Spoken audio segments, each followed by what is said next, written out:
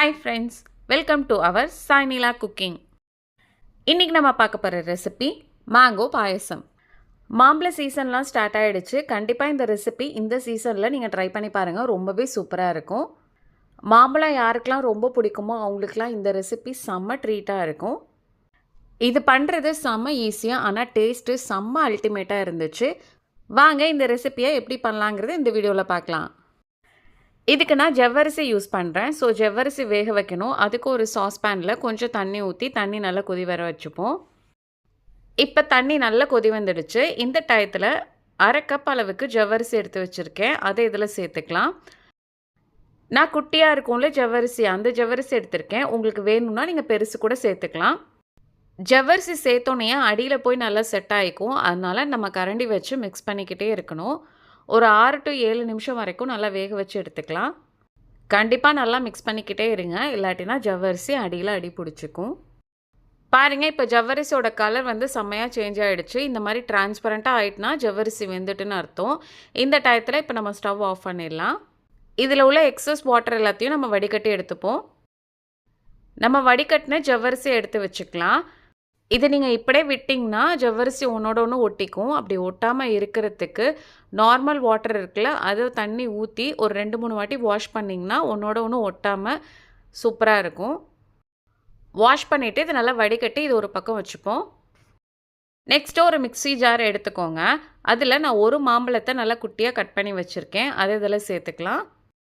2 table spoon அளவுக்கு sugar எடுத்து வச்சுருக்கேன். அதையும் இதில் சேர்த்துக்கோங்க. இப்போ இதை மூடி போட்டு நல்ல ஃபைன் பேஸ்ட்டாக அரைச்சி எடுத்துகிட்டு வந்துக்கலாம். இது மாதிரி நல்ல ஃபைன் பேஸ்ட்டாக அரைச்சி எடுத்துகிட்டு வந்துக்கோங்க. சுகர் வந்து உங்களுக்கு அதிகமாக வேணும்னா நீங்கள் இன்னும் கொஞ்சம் அதிகமாக சேர்த்துக்கோங்க. அது மாம்பழத்தோட இனிப்பை பொறுத்து இருக்குது. இப்போ ஒரு பவுல் எடுத்துப்போம். அதில் நான் காய்ச்சி ஆற வச்ச 300 ml பால் எடுத்து வச்சுருக்கேன். அதை இதில் சேர்த்துக்கலாம். பால் கண்டிப்பாக சூடாக இருக்கவே கூடாது. ஏன்னா நம்ம மாம்பழத்தோடு சேர்க்குற போது பால் திரியறதுக்கு நிறையவே வாய்ப்பு இருக்குது. அதனால் பால் சூடாக இருக்கக்கூடாது. கம்ப்ளீட்டாக ஆற வச்சு எடுத்துக்கோங்க. இப்போ நம்ம அரைச்சி வச்சுருக்கோம்ல மாம்பழம், அதை வந்து இதில் சேர்த்துடலாம். கண்டென்ஸ்டு மில்க் 1/4 கப் எடுத்து வச்சுருக்கேன். அதை இதில் சேர்த்துக்கலாம். உங்களுக்கு இனிப்பு அதிகமாக வேணும்னா நீங்கள் இன்னும் கொஞ்சம் அதிகமாக சேர்த்துக்கோங்க. எனக்கு பத்தலை, நான் லாஸ்ட்டாக கொஞ்சம் சேர்த்துக்கிட்டேன். அப்புறம் நம்ம வேக வச்சு வச்சுருக்கோம்ல ஜவ்வரிசி, அதையும் இதில் சேர்த்துக்கோங்க. ஃபஸ்ட்டு இது எல்லாத்தையும் நல்லா மிக்ஸ் பண்ணி விட்டுறலாம். இதை நல்லா மிக்ஸ் பண்ணியாச்சு. ஜவ்வரிசி உங்களுக்கு எந்த அளவுக்கு வேணுமோ நீங்கள் அந்தளவுக்கு சேர்த்துக்கோங்க.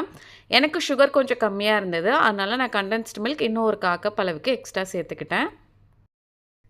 இதிலையே கொஞ்சம் மாம்பழத்தை குட்டி குட்டியாக கட் பண்ணி வச்சுருக்கேன். அதையும் இதில் சேர்த்துக்கலாம். நம்ம சாப்பிடும் போது அது வாயில் படும்போது டேஸ்ட்டு ரொம்பவே நல்லாயிருக்கும்.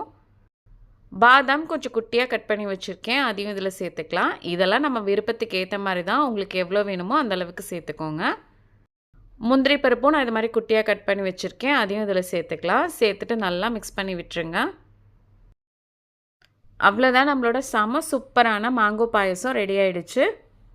நான் இதை வந்து ஒரு 1/2 hour வரைக்கும் ஃப்ரிட்ஜில் வச்சுட்டு அதுக்கப்புறம் சர்வ் பண்ணேன். சாப்பிட்றதுக்கு ரொம்பவே சூப்பராக இருந்தது. நல்லா க்ரீமியாக டேஸ்டியாக இருந்துச்சு. அவ்வளோதான் ஃப்ரெண்ட்ஸ், நம்மளோட சூப்பரான மேங்கோ பாயசம் ரெடி ஆகிடுச்சு. பார்த்தீங்களா எவ்வளோ சிம்பிளாக பண்ணிட்டோன்னு. இதோட டேஸ்ட் எப்படி இருந்ததுன்னு நான் சொல்ல மாட்டேன், நீங்களே ட்ரை பண்ணி பாருங்கள், அப்போ தான் உங்களுக்கு தெரியும். மாம்பழம் மட்டும் நல்ல இனிப்பான மாம்பழமாக எடுத்துக்கோங்க. புளிப்பான மாம்பழம் எடுக்காதீங்க, டேஸ்ட் நல்லா இருக்காது. சீசன் முடியறதுக்குள்ளே கண்டிப்பாக இந்த ரெசிபியை ட்ரை பண்ணி பார்த்துட்டு உங்களுக்கு எப்படி வந்ததுங்கிறது கமெண்டில் சொல்லுங்கள். இந்த வீடியோ உங்களுக்கு பிடிச்சிருந்ததுன்னா சப்ஸ்கிரைப் பண்ணுங்கள், லைக் பண்ணுங்கள், ஷேர் பண்ணுங்கள். Thanks for your watching.